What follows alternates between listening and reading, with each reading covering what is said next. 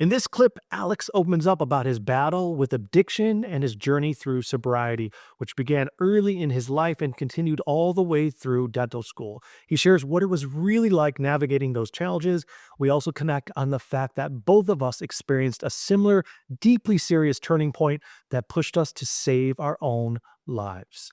Let's take a look. I'll just kind of get into it. I'm an alcoholic and an addict. My sobriety date is November 6th, 2022. Um, yeah, so don't want to really get too into it unless you want me to. But Whatever you're comfortable sharing, but there's a lot of people out there that are probably experiencing somewhat of a similar journey in some capacity. And so you're on the other end from what I hear a fair amount. You're in a much stronger, healthier space these days, correct? correct. So why don't you tell a little bit about like what led you through that and like what kind of helped you mindset wise, and then we can kind of explore from there. Yeah, so from a very, very early age, and I'm talking about, in my childhood, looking back, I always remembered that I was, addicted to certain things. Um, I remember the first time I used my inhaler because I have asthma.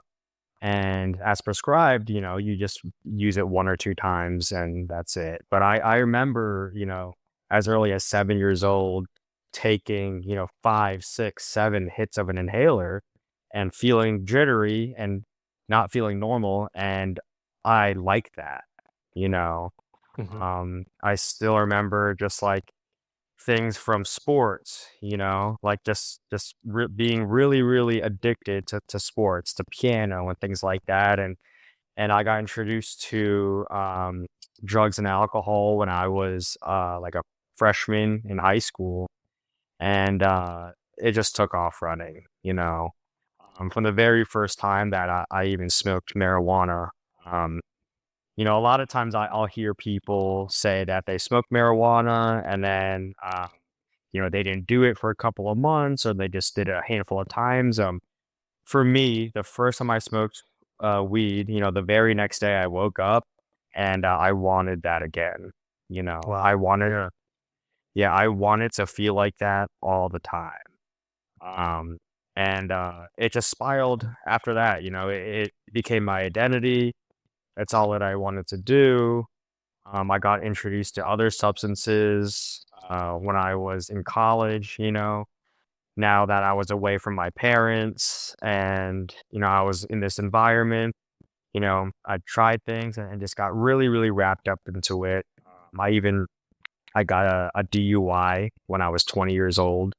So even before I was legally able to drink, I got arrested for that. And Where were you going to school? I went to Florida State. Okay. Yeah, it's a Yeah. big party school too. Yes. Yes, it Yeah. is. So it's Um, definitely like the environment for all that. Yeah, it was the environment and also, I try not to blame the environment though, because I mean, there are plenty of people that go to big party schools that don't get wrapped up in that Yeah. stuff, you know? Not blaming at all, but environment does make an impact on our decisions. It can. Oh yeah. And so it just was enabling you to kind of give into your addiction quite a bit more as opposed to going to like a private boarding school type kind of thing where they're very Mhm. strict and all that kind of stuff. It was you kind of entered this buffet. So it was just kind of as a college boy likes feeling not sober, you stepped into a buffet of opportunity at that school. There's, numerous schools. It's not too hard in college to find stuff, right? So yeah, just Correct. adding to that, it's hard because a lot of other people are doing it too. So even if you wanted to try to stop, it's like in your face too, quite a bit. Exactly. And um, there at that time too, I was a pre-dental student, and as a pre-dental student or a pre-med student or engineering and those types of majors, there's a lot of weight on your shoulders. to really complete the course, get into dental school. And that's when I discovered what Adderall was. And as a kid, I didn't really have ADHD. So I remember like when I took Adderall, I studied for hours and hours and hours, aced the test, and it kind of felt like Adderall was the answer to all my problems. Yeah. Adderall was going to get me into dental school. It was going to be able to make me a personable person. And my drug of choice was actually Adderall. Uh, so what kind of happened was I got accepted into dental school out of state. It was about 2,000 miles away from Florida. Oh wow. Yeah. And I literally remember like driving up there with my dad. And I was thinking that, you know what? I'm going to be in a totally different part of the country. I don't know anybody there.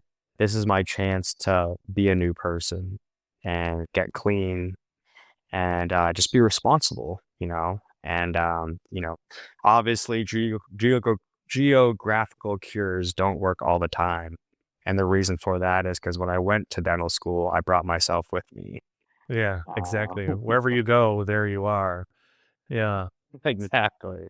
But yeah, no, I just got in trouble and COVID hit. I hit a rock bottom where I just saw my life kind of going downhill. Try to get sober, but didn't really take it seriously. I joined AA, but I would relapse, I would have 2 months sober relapse, 6 months sober relapse. And this last time, um, it got really scary because my life was falling apart internally and externally. And I remember sitting there thinking about, I'll be vulnerable here and I'm an open book. So I remember sitting there thinking about taking my own life. And what was scary was not that I just had the thought, but I kind of knew how I was going to do it. Yeah.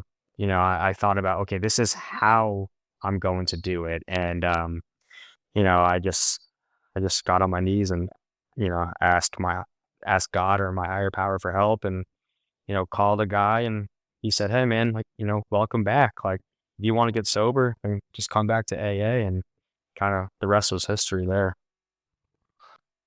It's crazy how it takes sometimes that extreme space, that extreme place of I was there too, like in Bolivia. I'd been traveling the Hmm. world. It was after my wife passed and everything, and I was like, Yeah.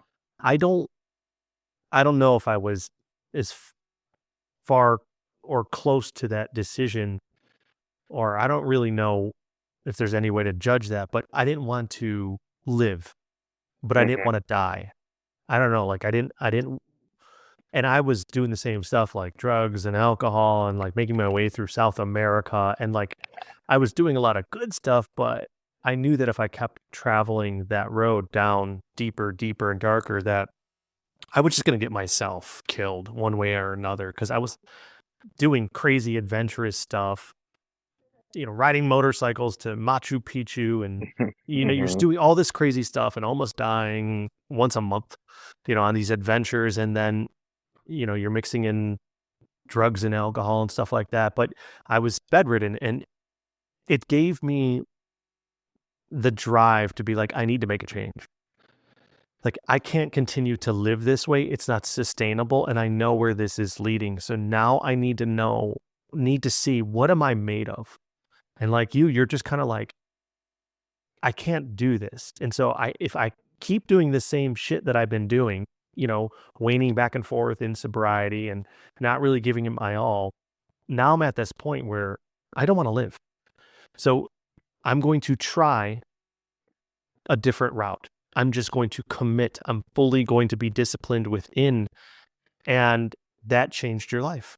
And it changed mine too. I moved to Costa Rica and I started, you know, studying and learning about my mind, just diving all in and being very healthy and getting rid of some influences and going to a nice place where I could have the environment to thrive.